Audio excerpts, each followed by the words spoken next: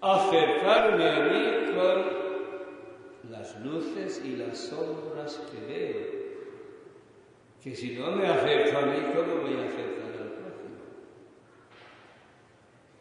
Ser misericordioso conmigo mismo. Y seré misericordioso con todos. Aprenderé a tolerar las deficiencias, los defectos, a ayudar a corregirlos si depende alguien de mí. Otra obra de misericordia muy importante es compartir las luces que de Dios recibimos. Si yo tengo interés en retiros como este, precisamente es por compartir algunas luces nuevas que he recibido de Dios. Pues es una obra de misericordia. Y otra obra de misericordia al alcance de todos, la intercesión. Orar por todos los necesitados con entrañas de misericordia. Jesús dijo a Santa Faustina: reúne a todos los pecadores del mundo en tu corazón y sumérgelos en el abismo de mi misericordia.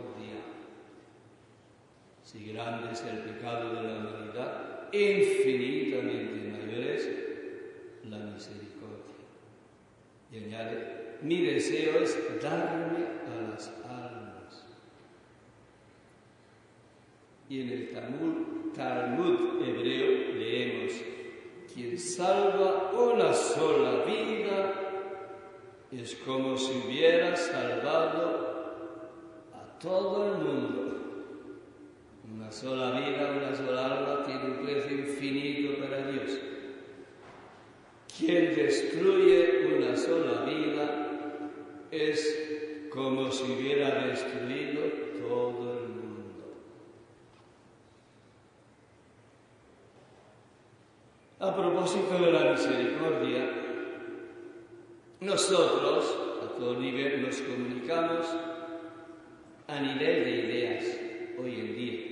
A partir del siglo XVII se ha ido desarrollando la mente y hoy ya creemos que somos dueños de la mente, resulta que somos esclavos o servidores de la mente.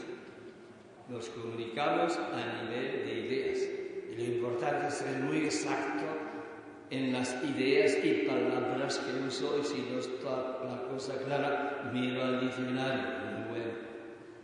No así antiguamente. Las personas en todos los países se comunicaban a un nivel más profundo de sentimiento, de intuición, y por eso más que frases correctas gramaticalmente, usan imágenes como Jesús en el Evangelio, parábolas. Y aquí he puesto un ejemplo.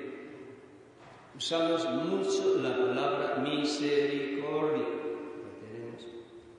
Misericordia. ¿Y qué entendemos por misericordia? Yo no sé, algo muy raro. Pues cuando un hebreo usaba esa palabra, tenía una imagen muy clara. En hebreo, la palabra es rahamim. Y rahamim es literalmente el plural de raham o rehem. Y rehem sencillamente significa el útero materno, el seno materno. ¿Qué significa? Dios es misericordioso, Dios es misericordia. Que para el ser humano, Dios es lo que para el niño no nacido es el seno de la madre. Si se rompe el cordón umbilical, adiós. En el seno de la mamá el niño encuentra la vida, el crecimiento, la seguridad, todo lo que necesita. Eso es Dios para ti y para mí. Eso significa misericordia. Que estoy tan dentro de Dios que soy uno y que dependo en todo, absolutamente en todo de Dios, y que Dios es mi mamá. Decimos Padre Dios, pero no podemos decir Madre Dios. Eso significa misericordia. El ego, cuando lo escuchamos tantas veces, nos dirá que nuestra miseria humana, nuestros fallos, nuestras necesidades nos empobrecen y nos alejan de Dios y merecen castigo, rechazo, qué sé yo cuántas cosas. Si escuchamos la voz del Espíritu, al palpar nuestra misericordia, sabemos que eso es un título más para que Dios nos tenga más cerca, más dentro de Él, para confiar más ciegamente en la bondad de Dios. Dios no sabe de rechazos y castigos. Dios es más madre que todas las madres. Dios es misericordia. Por eso a los sacerdotes judíos y magistrados Jesús les decía: os aseguro que los publicanos y prostitutas entrarán en el reino de Dios antes que vosotros. Los fariseos y sacerdotes tenían mucho en que confiar, muchos méritos y muchas obras buenas. Las prostitutas y los publicanos no tenían nada a que agarrarse, ningún mérito. Solamente la misericordia de Dios. Y entrarán en el reino antes que vosotros, que tenéis muchos méritos, en vuestra opinión.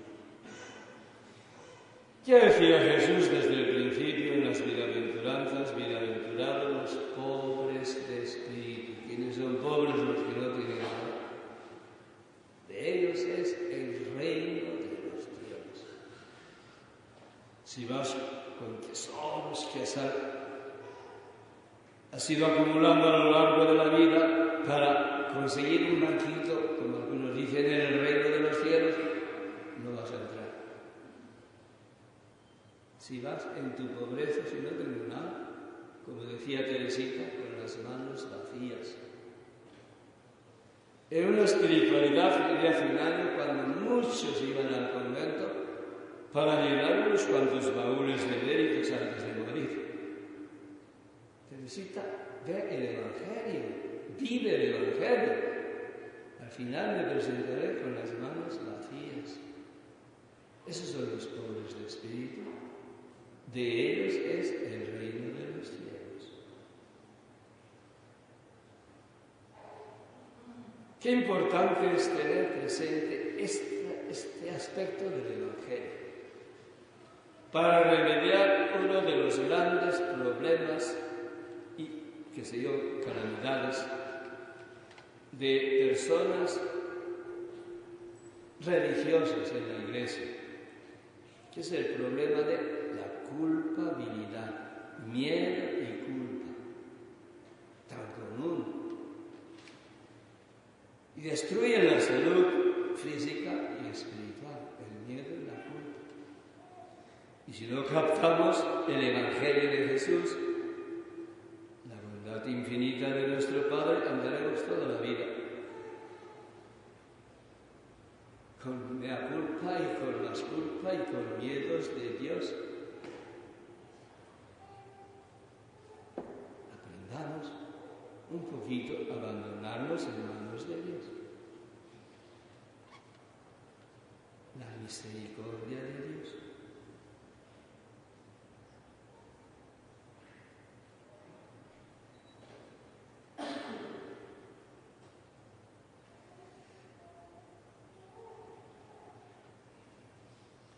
Los místicos han tenido una visión mucho más certera de Dios. Y así Santa Teresa de Jesús, aunque vivió en una época muy legalista, y Santa Teresita, acaso más. Santa Teresa de Jesús escribe así a sus monjas en las moradas segundas: Cuando os sentís interiormente turbadas, porque estoy pensando en mis pensamientos, cuando os sentís interiormente turbadas, atajad ese pensamiento, el pensamiento de vuestra miseria lo más que pudierais, y ponedle el pensamiento en la misericordia de Dios y en lo que nos ama y padeció por nosotros. Y de nuevo la Santa Teresa de Ávila: no os desaniméis si alguna vez cayereis, que aun de esa caída sacará Dios bien. Confíen en su misericordia y no nada en sí, y verán cómo su majestad las lleva de unas moradas a otras más intensas.